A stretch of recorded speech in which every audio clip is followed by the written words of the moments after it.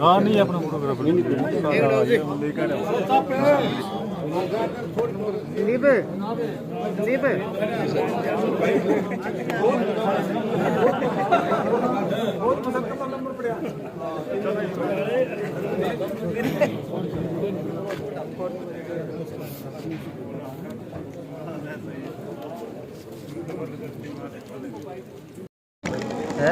आज जो मौका है करनाल जिला जेल करनाल में पहुंचने का बहुत ही महत्वपूर्ण मौका गीता महोत्सव, गीता भगवत गीता महोत्सव 28 नवंबर से लेकर के लगभग 11 दिसंबर तक ये प्रोग्राम चलेगा। गीता मुनि स्वामी ज्ञानानंद जी महाराज जी की ये इच्छा थी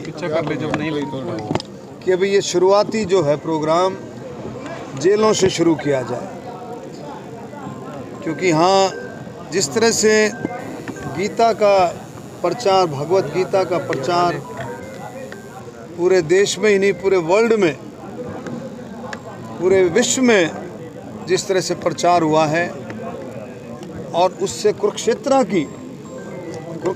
की भूमि को, कुरुक्षेत्र के धर्म क्षेत्र को एक बहुत बड़ा प्रचार मिला है कि जिस तरह से अयोध्या में भगवान श्री राम की भूमि है तो कुरुक्षेत्र भी भगवान श्री कृष्ण की भूमि है, जहाँ उन्होंने गीता का उपदेश दिया अर्जुन को। और वो सारी चीज़ें जो हम महाभारत में सोचते हैं, देखते हैं, सुनते हैं, वो सारी की सारी बातें प्रैक्टिकल रूप से कुरुक्षेत्र में नज़र आती हैं।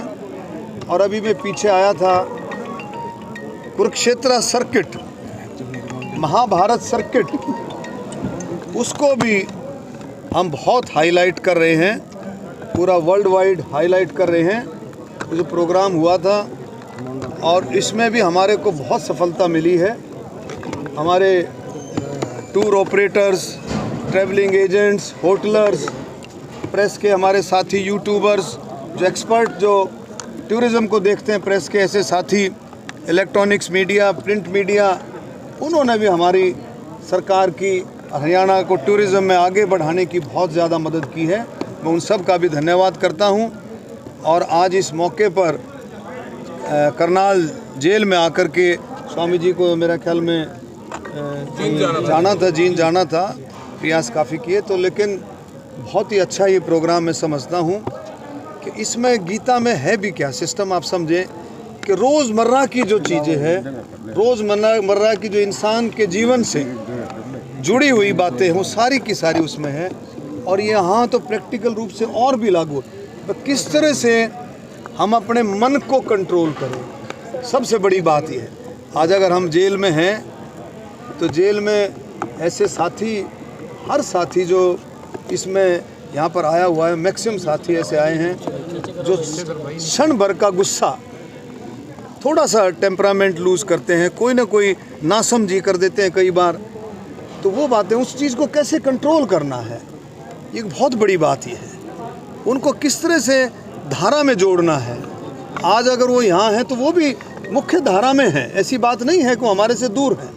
उनको किस तरह से, स्वामी जी ने भी जरूर निश्चित तौर पर बहुत अच्छी तरीके से बातचीत रखी होगी, और मैं भी यही बात रखता हूँ कि सभी जो इंसान हैं वो भगवान का रूप है।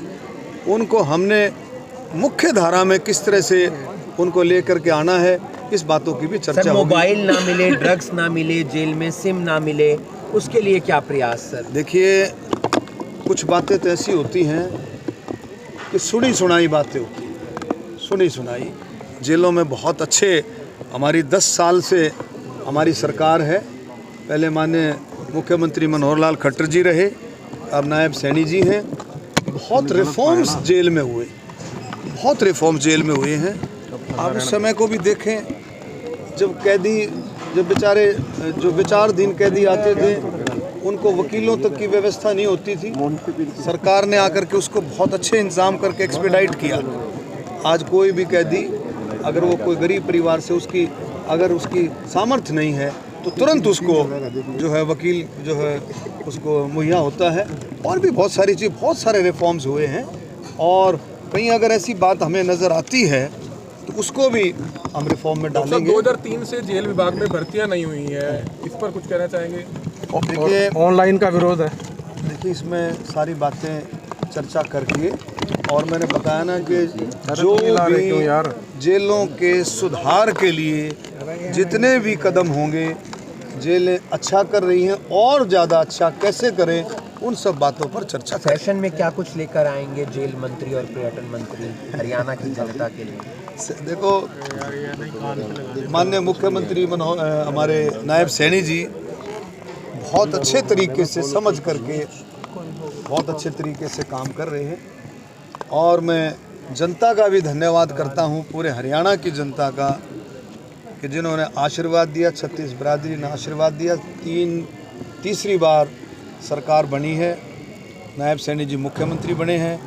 निश्चित तौर पे अभी आप देखते चलेंगे कि सबसे पहली बात है, सरकार जो संकल्प पत्र लेकर के आती है उसको जल्दी से जल्दी पूरा करे और उस दिशा में कदम उठाए हैं। पराली पर सर डीएपी की कमी है, उसको लेकर किसान ने सुसाइड भी कर लिया जींद में। ऐसा है, देखो सुनो, डीएपी एक ऐसा मटेरियल है ये जो बाहर से आता है और सरकार पूरी गंभीर है और पूरे तरीके से रैक पे रैक लग रहे हैं, कमी नहीं है। सुन लो, वो जब आता है तो उसमें सिस्टम आप समझते हो कि भाई, हम सोचते हैं कि भाई अब रैक आया है तो फिर पता नहीं कब आएगा, ऐसा नहीं है। उसमें बहुत ज़्यादा सरकार गंभीर है और बहुत अच्छे से पराली को लेकर जुर्माना बढ़ा दिया गया है सर। देखो, पराली पर मैं तो किसानों को ये अपील करूँगा, वो भी हमारे भाई हैं, कि भाई इस बात को समझें कि जो जीवन है, पराली से पर्यावरण की गंभीर समस्या फैलती है और इस बात को हमें समझना चाहिए। सरकार बहुत सारे इंसेंटिव देती है, बिल्कुल खेत में जाकर के, किसान के घर में जाकर के इंसेंटिव मिलता है।